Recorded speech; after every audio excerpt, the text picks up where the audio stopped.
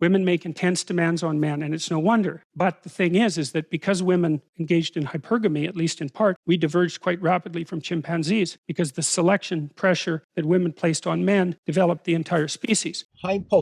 하이퍼감이라는 게 여성의 본능에 대해서 얘기하잖아요. 어떤 원초적인 본능. 그래서 우리가 그런 것들을 채워줄 수 있어야만 한다. 그걸 채우지 못하면은 아무리 노력하고 애쓰고 헌신하고 투자하고 애원을 하고 그렇게 노력을 한다고 할지라도 실질적으로 여성의 본능을 충족시켜주지 않으면은 결국에는 여성은 그것을 충족시켜줄 수 있는 다른 남성을 찾아서 떠나게 된다. 이 하이퍼감이라는 걸 생각했을 때 사회적인 지위나 신분 상승에 대해서 우리가 생각을 하잖아요. 근데 단순히 이게 피상적이고 어떤 돈이나 외모나 막 그런 것들이 다 아니란 말이에요. 왜냐면은 우선순위가 뭔지 알아야 된다는 거예요. 그래서 이 우선순위를 이해했을 때 우리는 하이퍼가미를 우리가 이용할 수 있다.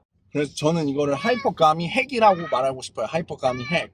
중요한 거는 그거예요. 원초적인 본능, 이것을 충족시킬 때 그녀들이 원하는 것은 당연히 모든 것이 완벽한 그러한 남자예요. 이게 명백해. 근데 우리가 생각해야 되는 게 우선순위가 무엇인지를 이해하고 알아야만 한다. 그래서 그 우선순위를 배워야 된다. 그 우선순위가 뭐냐? 그러니까 이 합리적 남자에 보면은 리더십이나 자신감, 이러한 행동적인 그런 것들을 여성들은 본능적으로 찾게 되고 보게 되고, 아무리 돈이 많고 능력이 좋은 남자라고 할지라도 소심하고 자신감이 없는 남자보다 지금 당장에는 가진 게 없어 보여도 굉장히 야망이 있고 용기가 있고 열정이 있고 자신감이 있고 막 당당하고 그러한 남성한테 본능적으로 더 끌린다는 거예요. 그게 바로 어떠한 원초적인 본능이고, 우리가 이것을 이해하고 알아야만, 그리고 그냥 인정해야 돼요. 이제는 이걸 인정하고 수용해야 돼. 이 하이퍼감이라는 거에 대해서. 그리고 무엇이 우선순위냐? 당연히 자신감만 있다고 되는 건 아니에요. 자신감이 있어도 능력이 없으면 당연히 경쟁에서 밀릴 수밖에 없겠죠.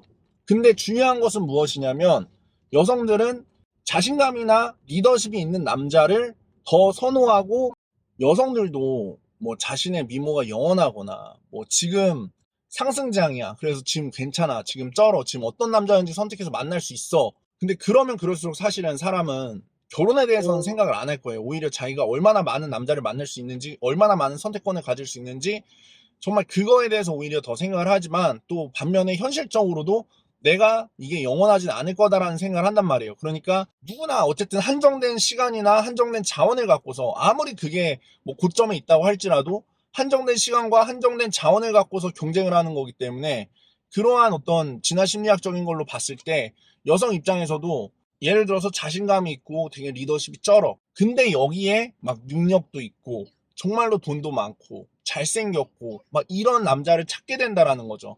그러니까 우선순위가 무엇인지를 우리가 알아야만 한다. 우리가 만약에 정말로 그러한 자신감이나 용기나 리더십이나 눈에 보이지 않는 그러한, 제가 흔히 얘기하는 7대 가치가 있잖아요. 과감성이나 즉흥성이나 즐거움이나 확고함이나 침착함이나 여유나 섹시함, 이런 7가지를 갖춘 남자가 굉장히 이 남녀관계 시장에서 경쟁력이 있다. 그리고 저한테 수강을 하러 오시는 대부분의 분들은 직장이 있어요. 그러니까 직장이 있다라는 게 무슨 말이냐면, 한 달에 최소한 못 벌어도 200만 원에서 뭐 많게는 많이 버시는 분들도 있으니까, 어쨌든 최소한 내가 정말 여자를 만날 수 있고 연애를 할 수 있고, 내가 한 달에 만약에 50만 원에서 100만 원 정도만 여자를 만나는 거에 투자를 할 수가 있으면은 정말로 많은 선택지를 갖고서 많은 여성들을 만날 수 있게 된다.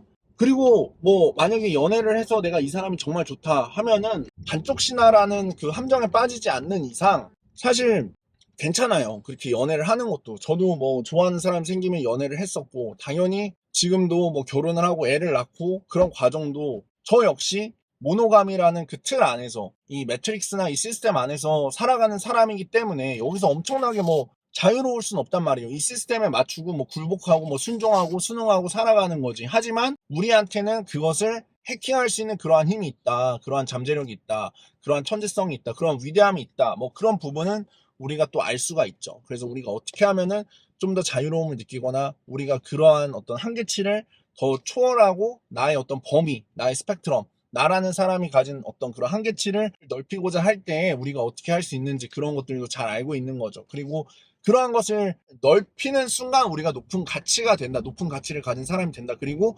하이퍼가미를 정말 해킹할 수 있는, 하이퍼가미, 여성의 원초적인 본능에 어떤 소통을 할 수 있는, 직접적으로 소통을 하고 어떤 메시지를 줄 수 있는 그러한 남자가 될 수 있다라는 사실을 우리가 알 수 있고 이해할 수가 있다라는 것입니다. 그러면은 이게 생각보다 이 유혹을 하는 거나 남녀관계나 이런 것들이 굉장히 쉬워진다고 볼 수가 있어요. 어쩌면 누군가는 굉장히 힘들게 그런 연애를 할 수가 있어. 막 애원하고 투자하고 헌신하고 순종하고 막 그런 모든 걸 갖다 바치는데 이게 잘 안 되는 거야. 여자의 하이퍼가미의 어떤 원초적인 본능을 충족시켜주지 못하기 때문에. 그래서 결국에는 여자랑 싸우거나 아픔을 겪거나 뭐 재회 상담을 하거나 막 가슴 아픈 이별을 하거나 배신감을 느끼거나 심지어는 막 데이트 폭력이나 막 그런 극단적인 어떤 그런 사건까지도 발생을 하는 원초적인 이유는 남자가 그 남성성을 상실했기 때문에, 사회적으로 거세가 되었기 때문에 그러한 문제들이 발생하게 되는 것이다. 그래서 만약에 우리가 그러한 문제들을 해결하고자 한다면은 이 남성성이라는 게 회복이 돼야 되는데, 남성성이라는 게 회복이 되기는 어려울 뿐더러 사회적으로 거세가 되기 때문에,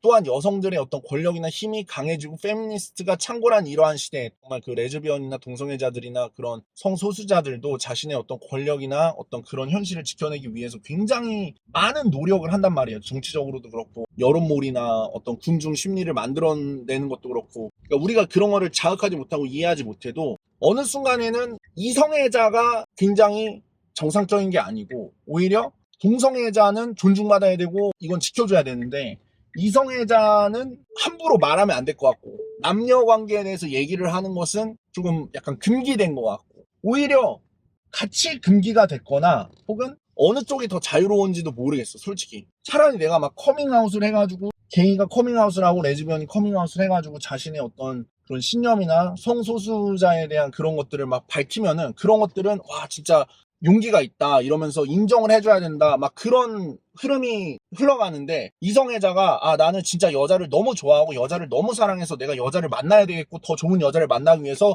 노력해야 된다 그러면은 곧바로 이 바람둥이 막 이렇게 된다고. 그러니까 그런 현실들이 우리가 오히려 동성애자는 존중을 받지만 이성애자는 존중을 받지 못하는 그런 현실 속에서 살아가고 있다고 해도 정말로 과언이 아니다. 그렇기 때문에 우리가 어떻게 하면은 이러한 상황 속에서도 정말 남성성을 지키고 또 이성애자로서 그냥 정상적인 남녀 관계를 추구하는데, 어떻게 하면 우리가 남들의 시선을 보지 않고 수치심을 느끼지 않고 죄책감을 느끼지 않고 당당하게 정말 사랑을 하고 연애를 하고 나한테 정말 좋은 짝을 만나기 위한 그러한 자기개발이나 성장이나 노력을 할 수 있을까? 그런 것들을 우리가 좀 생각을 해봐야 된다. 정말로 생각을 해봐야 된다. 왜냐면 일단 내가 행복하지 않으면 그 누구도 행복하게 해줄 수 없고, 일단 내가 스스로 나의 행복을 책임지지 않으면은 그 누구도 나의 행복을 대신해서 책임져주지 않는다. 마치 모든 사람들이 어떤 나의 행복을 책임져주지 않고 나의 안녕과 나의 복지와 이런 것들을 책임져줄 것 같지만 실제적으로는 내가 나의 행복을 책임지지 않으면은 그 누구도 나의 행복을 책임지지 않는다. 그리고 내가 행복하지 않으면 그 누구도 행복하게 해줄 수가 없다라는 사실과 현실.